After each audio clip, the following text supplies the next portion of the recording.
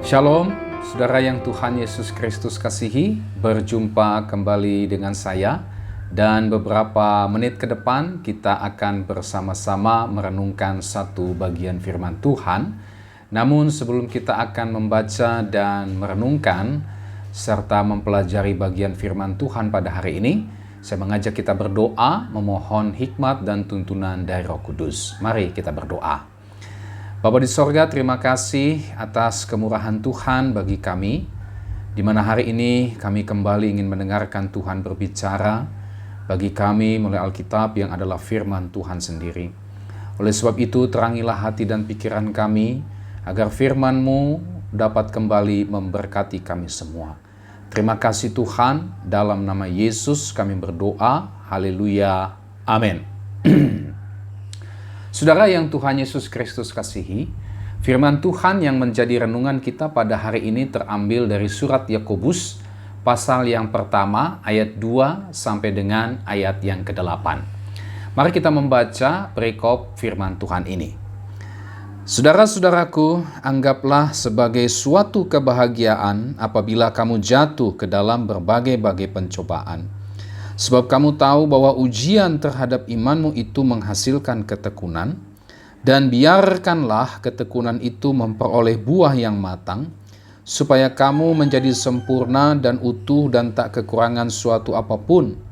Tetapi apabila di antara kamu ada yang kekurangan hikmat, hendaklah ia memintakannya kepada Allah, yang memberikan kepada semua orang dengan murah hati dan dengan tidak membangkit-bangkit, maka hal itu akan diberikan kepadanya.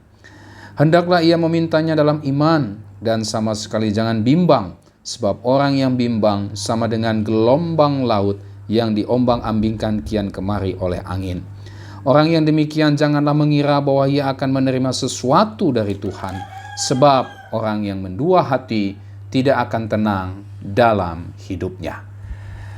Saudara yang Tuhan Yesus Kristus kasihi, topik firman Tuhan pada hari ini adalah pencobaan. Berbicara tentang pencobaan ini adalah bagian yang pasti dialami oleh setiap orang, termasuk juga oleh saudara dan saya, termasuk juga oleh semua saudara-saudara seiman, orang-orang yang beriman kepada Tuhan. Dengan kata lain, selama kita masih hidup di dalam dunia ini, kita pasti akan kita pasti akan mengalami yang namanya pencobaan di dalam kehidupan kita. Ada berbagai-bagai pencobaan yang pasti akan kita alami selama kita masih hidup di dunia ini.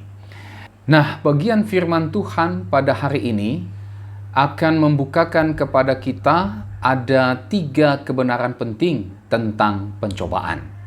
Mari kita lihat ketiga kebenaran penting tersebut. Yang pertama adalah jenis daripada pencobaan. Ayatnya yang kedua. Saudara yang Tuhan Yesus Kristus kasihi, di dalam Alkitab kita akan menemukan ada 4 jenis atau 4 macam pencobaan. Atau ada 4 penyebab, bisa dikatakan demikian, dari pencobaan. Yang pertama, pencobaan yang berasal dari Allah. Misalnya kita lihat itu dalam Kejadian 22 ayat 1 sampai dengan ayatnya yang ke-19, di mana di dalam perikop tersebut kita bisa melihat Allah mencobai Abraham untuk menyerahkan anak satu-satunya yang bernama Ishak untuk dijadikan sebagai korban bakaran. Yang kedua, pencobaan yang berasal dari iblis. Misalnya kita bisa lihat itu dalam Kejadian pasal 3 ayat 1 sampai dengan ayatnya yang kelima. Di mana di dalam perikop firman Tuhan itu kita bisa melihat iblis dalam rupa ular datang untuk mencobai Adam dan Hawa di Taman Eden. Dan kita tahu bersama Adam dan Hawa jatuh ke dalam pencobaan iblis. Demikian pula kita bisa temukan di dalam Matius pasal 4 ayat 1 sampai dengan ayat 11, di mana iblis mencobai Tuhan Yesus di padang gurun. Di dalam bagian ini kita melihat bahwa iblis gagal untuk mencobai Tuhan Yesus. Tuhan Yesus mengalahkan pencobaan iblis. Tuhan Yesus menang atas pencobaan iblis. Yang ketiga, pencobaan yang berasal dari Allah dan iblis. Misalnya dalam Ayub pasal yang pertama dan Ayub pasalnya yang kedua, di mana kita bisa melihat bagaimana atas seizin Allah, iblis mencobai Ayub dengan berbagai macam pencobaan. Dan di situ kita juga bisa melihat bahwa meskipun Tuhan mengizinkan iblis untuk mencobai Ayub, Allah memberikan batasan-batasan kepada iblis di dalam mencobai Ayub, sehingga iblis hanya mencobai Ayub sesuai dengan batasan-batasan yang Allah sudah tentukan. Yang keempat, bicara tentang jenis atau penyebab dari pencobaan adalah pencobaan yang berasal dari diri sendiri. Itulah berupa keinginan-keinginan yang berdosa, keinginan-keinginan yang dikuasai oleh hawa nafsu kedagingan. Kita bisa baca bagian itu di dalam Yakobus pasal yang pertama ayat 13 sampai dengan ayatnya yang ke-14.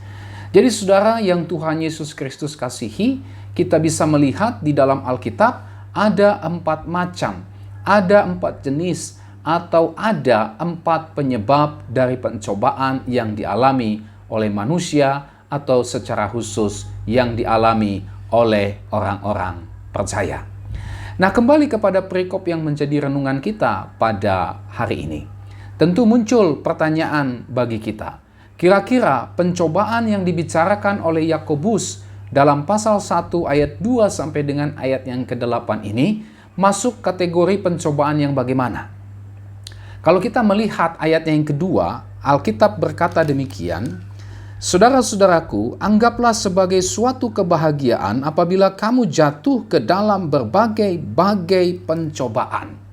Saudara, di dalam bagian ini kita bisa menemukan saran atau nasihat dari Rasul Yakobus kepada ke-12 suku yang ada di perantauan, di mana mereka sedang mengalami pencobaan, dan Yakobus memberikan penghiburan kepada mereka, memberikan nasihat kepada mereka, agar di dalam pencobaan yang mereka alami tersebut, mereka berbahagia, mereka bersukacita. Nah, ini tentu menjadi pertanyaan. Mengapa Rasul Yakobus memberikan nasihat, memberikan penghiburan kepada ke-12 suku yang ada di perantauan itu untuk bersukacita, untuk berbahagia dengan berbagai-bagai pencobaan yang mereka alami pada waktu itu? Nah, dari bagian ini kita bisa jelas menyimpulkan bahwa pencobaan yang dimaksud di dalam Yakobus pasal 1 ayatnya yang kedua ini adalah pencobaan yang berasal dari kehendak Allah. Di dalam bagian ini kita bisa melihat bahwa pencobaan yang mereka alami, penderitaan, kesukaran yang sedang mereka alami saat ini bukan diakibatkan oleh dosa, ini bukan diakibatkan oleh hawa nafsu daging mereka, tetapi ini diakibatkan oleh ketaatan mereka kepada Kristus, oleh iman percaya mereka kepada Kristus. Nah, sebagai pengikut Kristus, mereka memang mengalami pencobaan berupa penganiayaan, baik dari orang-orang yang membenci kekristenan, dari pemerintahan Roma, bahkan dari orang-orang Yahudi yang tidak percaya kepada Yesus Kristus. Ini tentu saja menjadi panggilan, menjadi bagian bagi mereka yang percaya kepada Kristus. Pencobaan yang dialami oleh ke-12 suku yang ada di perantauan tersebut merupakan sebuah ujian bagi iman mereka kepada Kristus. Ayat yang ketiga juga merupakan sebuah panggilan, merupakan sebuah karunia sebagai orang Kristen. Kita bisa lihat dalam Filipi pasal 1 ayat yang ke-29. Juga merupakan sebuah kehendak Allah dalam hidup mereka yang beriman kepada Kristus Yesus. 1 Petrus pasal 2 ayat 19 dan pasal 4 ayatnya yang ke-19. Jadi kita bisa melihat di sini bahwa jenis pencobaan yang ada di dalam teks atau yang menjadi renungan kita pada hari ini adalah pencobaan yang berasal oleh karena ketaatan kita kepada Tuhan. Pencobaan yang merupakan kehendak Tuhan oleh karena kita adalah pengikut-pengikut Kristus. Nah, saudara yang Tuhan Yesus Kristus kasihi, menjadi sebuah penghiburan bagi kita bahwa ketika kita harus menderita berbagai pencobaan karena kehendak Allah, ya. Sekali lagi, menderita pencobaan oleh karena kehendak Allah, maka seharusnya lah kita berbahagia dan bersyukur oleh karena kita sedang menjalani sebenarnya panggilan Kristen kita, serta kita sebenarnya sedang berada atau kita sebenarnya sedang menjalankan, sedang melakukan kehendak Allah di dalam kehidupan kita. Ya. Jadi bersyukur kalau pencobaan yang kita alami itu oleh karena ketaatan kita kepada Tuhan. Itu karena iman percaya kita kepada Kristus. Ada banyak orang yang membenci kekristenan. Ada banyak orang yang tidak suka dengan orang Kristen oleh karena hidupnya yang jujur, oleh karena hidupnya yang tidak mau kompromi dengan dosa dan berbagai macam praktek kejahatan lainnya, mereka dibenci. Bukannya bersedih, tetapi Alkitab mengajarkan kita, menghibur kita, supaya kita berbahagia dan bersyukur. Sebaliknya, saudara, kalau kita mengalami penderitaan oleh karena keinginan-keinginan berdosa kita, oleh karena kita menuruti hawa nafsu daging kita, maka yang harus kita lakukan adalah bertobat. Karena pencobaan itu bukan berasal dari Allah, tapi pencobaan itu berasal dari keinginan-keinginan kita yang tidak mau tunduk kepada Allah, berasal dari keinginan-keinginan kita yang tidak mau dikuduskan oleh Allah, berasal dari keinginan-keinginan kita yang dikuasai oleh hawa nafsu. Oleh sebab itu, kita perlu bertobat dan meninggalkan setiap keinginan-keinginan berdosa tersebut. Meninggalkan setiap keinginan-keinginan yang jelas-jelas bertentangan dengan kebenaran firman Tuhan. Kenapa? Karena kalau kita terus-menerus hidup di dalamnya, maka yang akan kita tuai adalah kebinasaan. Ini yang pertama yang kita bisa lihat dari bagian firman Tuhan ini ketika bicara tentang pencobaan, jenis pencobaan. Pencobaan yang dialami oleh karena kehendak Allah. Oleh karena kita adalah orang yang beriman kepada Yesus Kristus. Yang kedua, saudara, yang kita bisa pelajari dari bagian firman Tuhan ini tentang pencobaan, ayat 3 sampai dengan ayat yang keempat, kita bisa menemukan kebenaran yang kedua, itulah maksud dan tujuan dari pencobaan.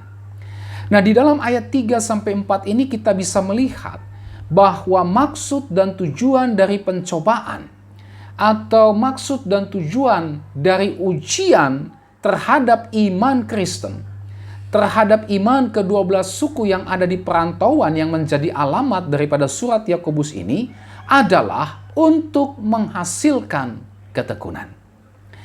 Istilah ketekunan di dalam teks ini bisa juga diartikan kesabaran. Ujian terhadap iman menghasilkan kesabaran. Ketekunan bisa juga diartikan sebagai ketabahan.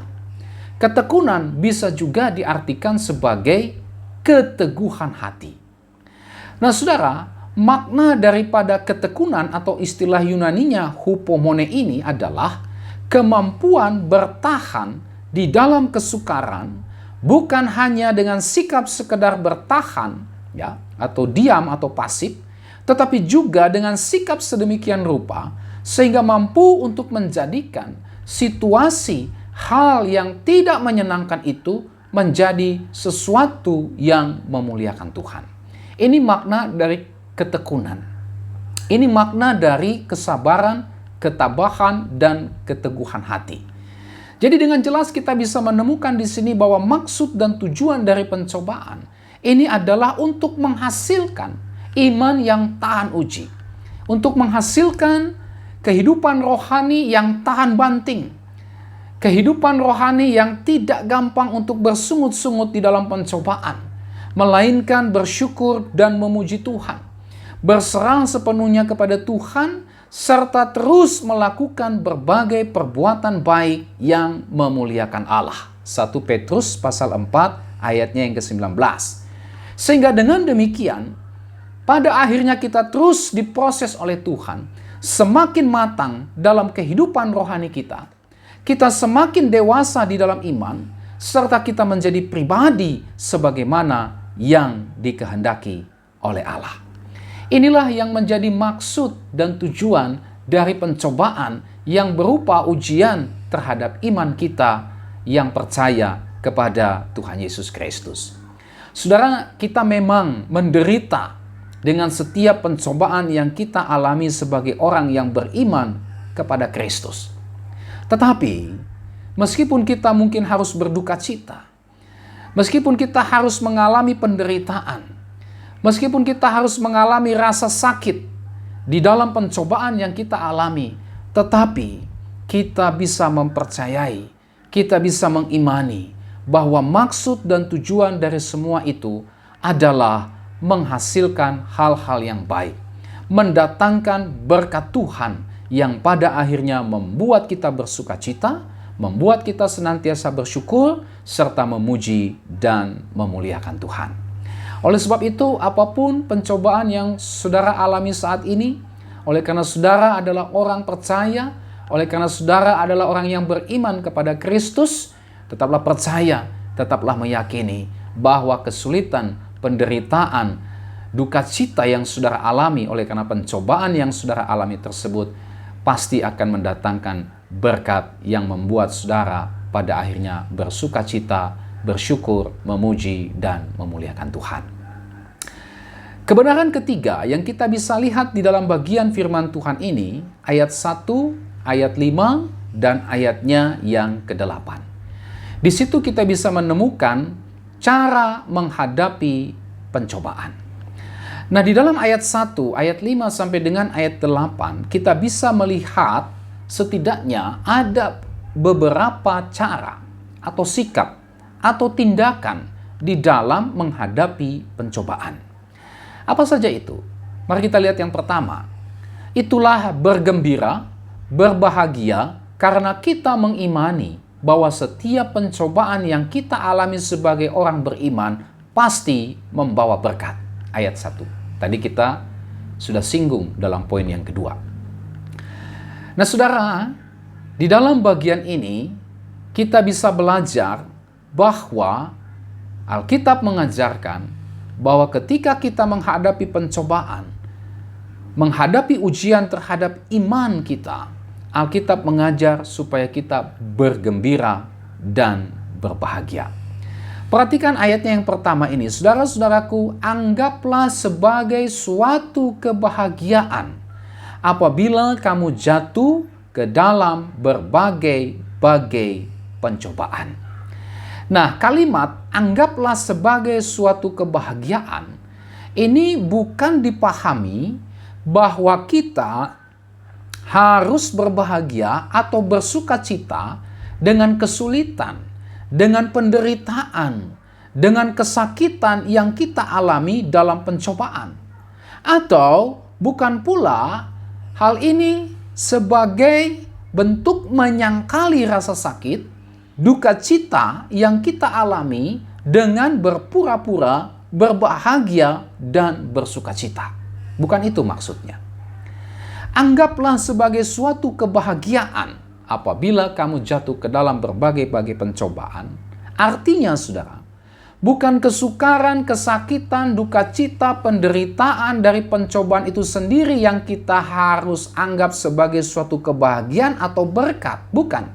Tetapi hal-hal baik atau berkat yang akan dihasilkan oleh kesulitan, oleh penderitaan, oleh duka cita, oleh kesakitan yang kita alami di dalam pencobaan itu.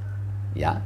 Jadi kita boleh berbahagia bukan karena rasa sakit yang kita alami, bukan karena duka cita yang kita alami, bukan oleh karena penderitaan yang menyesakkan kehidupan kita. Bukan itu yang menjadi sebab kita berbahagia atau bersuka cita, tetapi hal-hal baik, berkat yang dihasilkan dari penderitaan, dari duka cita, dari rasa sakit yang kita alami di dalam pencobaan tersebut. Nah, sama seperti seorang perempuan yang akan melahirkan, ya, atau yang menjalani proses kelahiran anaknya. Ia berbahagia, ia bersuka cita, bukan karena rasa sakit yang dialaminya waktu melahirkan, tetapi yang membuat dia berbahagia, yang membuat dia bersuka cita adalah kelahiran sang buah hati, ya, yang merupakan hasil dari penderitaan, kesakitan dalam proses persalinannya tersebut. Demikian pula sama seperti orang yang sedang menjalani operasi pengangkatan tumor misalnya. Ya. Orang ini berbahagia, orang ini bersuka cita bukan karena penderitaan dan rasa sakit yang dialaminya selama operasi pengangkatan tumor tersebut, tetapi hal yang baik. Apa itu? Itulah kesembuhan dari rasa sakit tumornya yang dihasilkan dari penderitaan dan rasa sakit yang dialaminya dalam operasi tersebut. Contoh yang lain, misalnya seorang bapak, seorang suami, ya, yang harus berjerih lelah, bekerja keras siang dan malam membanting tulang. Ia berbahagia, ia bersuka cita, bukan karena kesulitan, penderitaan, kesakitan yang dialaminya dalam pekerjaan atau dalam usahanya, kerja kerasnya membanting tulang. Bukan, tetapi hal yang baik yang diterimanya. Apa itu? Upah dari pekerjaannya, upah yang diterimanya dari kesulitan, penderitaan, kesakitan yang dialaminya, sehingga ia bisa menghidupi keluarga, menghidupi istri dan anak-anaknya. Nah, demikian pula dengan setiap penderitaan yang kita alami sebagai orang percaya. Kita bersuka cita, kita berbahagia, bukan karena penderitaan, rasa sakit, duka cita yang kita alami dalam pencobaan tersebut, tetapi hasil yang baik, berkat Tuhan yang pada akhirnya yang dihasilkan dari penderitaan, rasa sakit, duka cita yang kita alami, ya, di dalam pencobaan itu. Apa hal baik? Apa berkat Tuhan itu? Banyak. Dalam teks ini kita bisa menemukan itulah ketekunan, kedewasaan penuh, iman yang tahan banting dan tahan uji. Saudara, kalau kita melihat apa yang dilakukan oleh Tuhan Yesus Kristus, sama seperti Yesus Kristus mengalami penderitaan yang begitu hebat. Ya. Tuhan Yesus rela untuk mengalami penderitaan yang begitu hebat. Tetapi penderitaan yang dialaminya tersebut, saudara, justru menghasilkan berkat yang sangat besar bagi kita yang berdosa. Itulah keselamatan kekal. Nah, oleh sebab itu, saudara yang Tuhan Yesus Kristus kasihi, apapun pencobaan dan penderitaan yang saudara alami saat ini sebagai orang yang beriman kepada Yesus Kristus, tetaplah percaya bahwa ada berkat Tuhan yang kita terima di balik setiap penderitaan yang kita alami tersebut. Mungkin saudara saat ini mengerang dengan rasa sakit. Mungkin saudara saat ini sedang berduka cita. Mungkin saudara saat ini sedang mengalami penderitaan. Saya tidak tahu persis kesulitan, penderitaan, rasa sakit, duka cita yang saudara alami. Tetapi selama saudara tahu bahwa itu ada dalam garis kehendak Tuhan, maka percayalah bahwa semua itu kelak akan menghasilkan berkat, kelak akan menghasilkan hal-hal yang baik di dalam kehidupan saudara. Alkitab berkata dalam Roma 8 ayat 28 bahwa Allah turut bekerja dalam segala sesuatu untuk mendatangkan kebaikan bagi orang yang mengasihi Dia. Yang kedua, saudara, bagaimana sikap kita atau cara kita di dalam menghadapi pencobaan? Ayat yang kelima sampai dengan ayat yang ke-8 mengajarkan kepada kita bahwa cara kita di dalam menghadapi pencobaan adalah berdoa dengan iman, memohon hikmat kepada Tuhan. Nah, saudara yang Tuhan Yesus Kristus kasihi, seringkali ketika kita mengalami pencobaan, kita menjadi bimbang, kita bingung, kita sedih, kita tidak tahu harus berbuat apa. Kita mungkin pernah berada di dalam situasi yang sepertinya buntu. Ada di dalam situasi di mana sepertinya tidak ada jalan keluar. Belum lagi, saudara, adanya tawaran, adanya godaan yang datang kepada kita, yang kelihatannya menjanjikan solusi, yang kelihatannya menjanjikan jalan keluar, tetapi sesungguhnya itu semua berasal dari tipu muslihat iblis yang tujuannya adalah untuk membuat kita pada akhirnya ragu kepada Tuhan, bimbang, bahkan mendua hati terhadap Tuhan. Nah, di tengah-tengah situasi yang demikian, Rasul Yakobus memberikan nasihat, memberikan solusi kepada kita, yakni berdoa memohon petunjuk atau hikmat kepada Tuhan, ayatnya yang kelima. Kita berdoa memohon kepada Tuhan supaya Tuhan memberikan kepada kita hikmat. Untuk apa? Hikmat agar kita bisa mengetahui apa sesungguhnya jenis pencobaan yang kita alami. Perlu hikmat. Yang kedua, kita berdoa memohon hikmat kepada Tuhan agar kita bisa mengetahui bagaimana kita seharusnya bersikap, bagaimana seharusnya kita bertindak berdasarkan pimpinan Tuhan, berdasarkan kehendak Tuhan di tengah-tengah pencobaan yang kita alami tersebut. Ini kita butuh hikmat. Kalau ternyata Tuhan memberikan petunjuk bahwa pencobaan yang kita alami akibat kesombongan kita, akibat keangkuhan kita, akibat dosa-dosa dan kelalaian kita, maka tindakan kita yang benar adalah bertobat, memohon ampun kepada Tuhan, dan mohon Tuhan untuk memulihkan kita. Tetapi sebaliknya, kalau kita sedang mengalami pencobaan, dan kita memohon supaya Tuhan berikan hikmat, dan Tuhan berikan hikmat bahwa pencobaan yang kita alami tersebut adalah bagian dari ujian untuk atau terhadap iman kita kepada Tuhan, maka seperti tadi yang kita sudah bahas, sikap kita adalah tetap percaya kepada Tuhan, tetap beriman bahwa di balik semua penderitaan yang Tuhan izinkan terjadi, ada berkat-berkat yang Tuhan mau nyatakan kepada kita. Selain itu, saudara, kita berdoa juga memohon hikmat kepada Tuhan di tengah-tengah pencobaan yang kita alami. Untuk apa? Supaya kita tidak terperdaya dengan berbagai macam tipu licik, tipu muslihat iblis, bersama dengan semua antek-anteknya yang berusaha membuat kita menjauh dari Tuhan dan pada akhirnya menjerumuskan kita ke dalam kesesatan. Kita butuh hikmat sehingga kita bisa membedakan mana suara Tuhan, mana suara setan, mana suara Allah, dan mana suara-suara yang sepertinya kelihatan suara Allah, yang sepertinya berasal dari Allah, tetapi sebenarnya berasal dari iblis yang menyamar seperti malaikat terang. Inilah yang diajarkan oleh Rasul Yakobus kepada kita, berdoa, memohon hikmat ketika kita berada di dalam pencobaan. Selain itu, saudara, di dalam perikop ini kita juga menemukan ada janji Tuhan. Ya, ketika kita berdoa memohon hikmat kepada Tuhan, ada janji Tuhan.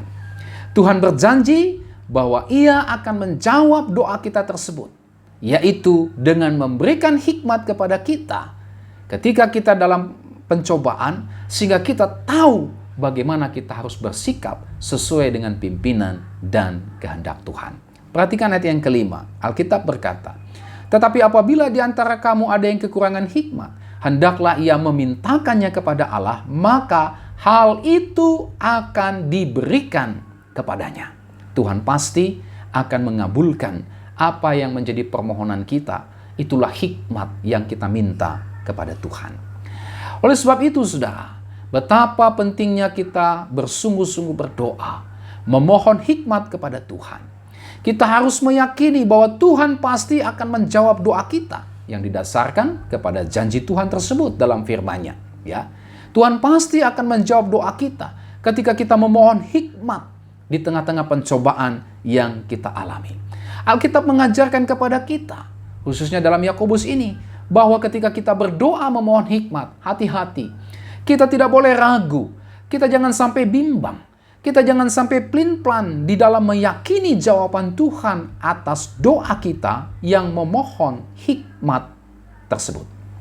Karena kalau kita bimbang, kita ragu, kita plin-plan, bahkan kita mendua hati, Alkitab mencatat, Tuhan tidak akan menjawab doa kita dengan memberikan hikmat kepada kita. Perhatikan ayat yang ke-7. Orang yang demikian, maksudnya ayat yang ke-6, yang bimbang, ya, yang ragu, janganlah mengira bahwa ia akan menerima sesuatu dari Tuhan. Jadi orang yang berdoa, tapi hatinya bimbang, hatinya bercabang, ragu-ragu terhadap janji Tuhan, pelin-pelan, mendua hati, tergoda dengan berbagai macam tipu muslihat bujuk rayu yang kelihatannya menarik tapi sebenarnya berasal dari kuasa-kuasa kegelapan, berasal dari setan, berasal dari iblis, berasal dari hikmat manusia, berasal dari hikmat dunia ini. Sesungguhnya orang tersebut adalah orang yang tidak mempercayai Tuhan dengan segenap hati. Ya, dan oleh sebab itu saudara, maka dia pasti tidak akan mendapat jawaban dari Tuhan. Selain itu saudara, kita juga melihat di dalam bagian firman Tuhan ini.